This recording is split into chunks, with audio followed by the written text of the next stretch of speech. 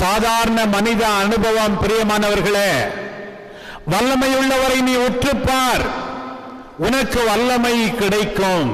அன்னை தெரேசா அதைத்தான் சொன்னார்கள்.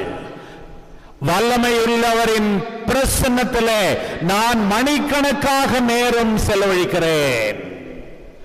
ஆகையினால் தான் மணிக்கணக்காக மக்களுக்கு பணி செய்ய எனக்கு சக்தி கிடைக்கிறது என்று சொல்லுகிறார். பாருங்கள் பிரியமானவர்களே, புனித ஜான் மரியா வியானி விடியற் காலையில எழுந்து கோயிலுக்கு போகும்போது அவருக்கு முன்னாடியே ஒரு வயதானவர் வந்து கோயிலில் இருப்பாராம்.